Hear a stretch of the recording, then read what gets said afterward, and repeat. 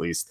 All right, the next game, Vikings at the Packers. This line opened up Packers -5.5. It's kind of a low number, and then went up to 7. So this is a rematch of the Week 1 game where the Packers blew out the Vikings. So I recall you being right about this game. This is one we disagreed on in Week 1, and you were totally right about the Packers. So I'm curious to hear if you're going to be on the Packers again. So I tentatively am, but I don't think I want to bet this game right now because there's two big dueling sides here that like really scare me. So first of all, I think the Vikings are toast at this point. They're kind of selling off things for parts. They traded Yannick Ngakoue for less than what they traded for him this offseason. And they may continue to shop guys like Harrison Smith and Riley Reif and just kind of get whatever they can for the veterans on their roster, sell them off to playoff teams. So if they're going to continue doing that, I don't imagine the team will be bought in very much to the rest of this season.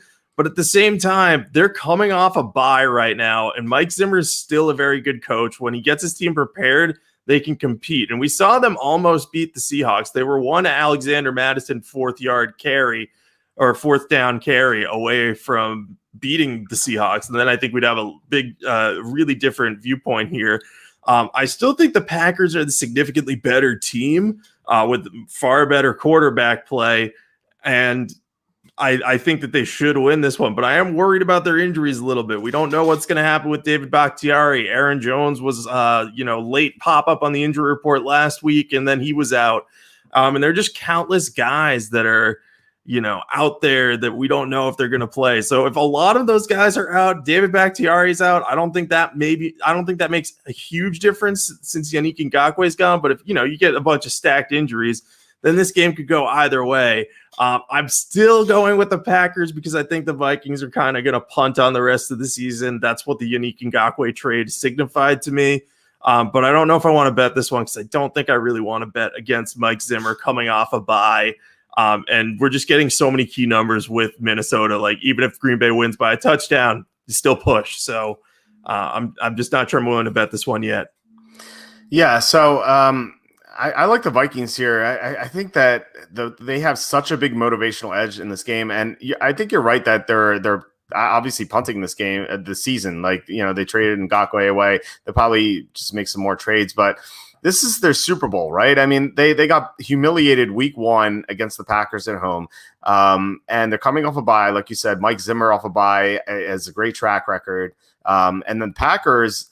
Not only do they kind of lack the motivation to beat another team, to beat the same team twice in the same year, they have to play on Thursday against the 49ers in a revenge spot in the NFC Championship. So they have to be preparing for that game, especially with the Niners looking great recently, beating the Rams and the Patriots.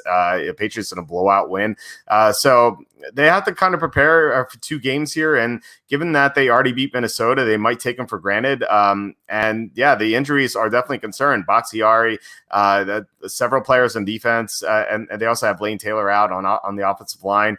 Who knows with Aaron Jones? I don't think Aaron Jones is that significant as long as Jamal Williams is healthy, but still, it's still another thing that the Packers, I might be wary of. And given that they have to play a game in 4 days, they might hold some of these guys out too. So, I think the Vikings get revenge here. And you pointed it out. I mean, they almost won in Seattle. So if they almost won in Seattle, why can't they almost win in Green Bay?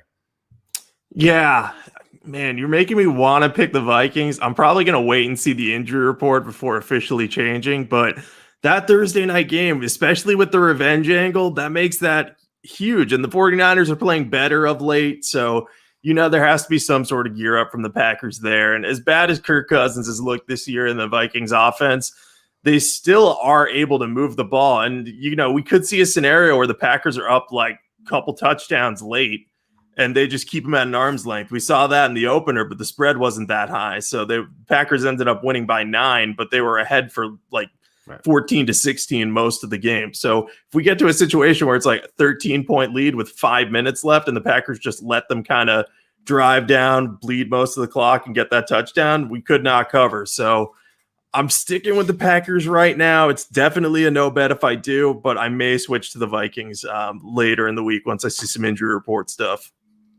Yeah, so Christian brought up something here, and I think it's a little misleading because the last time we saw the Vikings, they got trashed against the Falcons.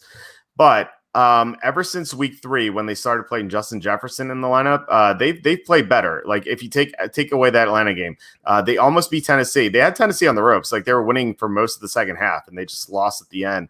And they almost won in Seattle too. And the one game they won was at Houston, where they were up big, and then Harrison Smith got ejected, and then Houston made it close at the end. So they've been a lot better recently. It was just that one game that we last saw them where they were terrible. And you brought it up earlier where they were coming off that big Seattle loss at the last second. They just didn't have the energy against the Falcons. Here off a bye, I just think they're going to be geared up for the Packers. Like this is their Super Bowl. Like they have nothing to play for, and this is it. Like if they beat the Packers, they could kind of say, "Hey, we beat our rival." You know that maybe that's some momentum heading into next year. So yeah, I just think they're going to have so much more motivation than the Packers will. So I'm pretty big on Minnesota this week. Yeah, I think it's fair. I think you've got a lot of points on your side. So I'm like very much at the like tipping point. I'm just like there's going to be a straw that breaks the camel's back on this one for me, unless the Packers are like, yeah, everyone's healthy now. Yeah, that would not be ideal for my Minnesota bet. So we'll see.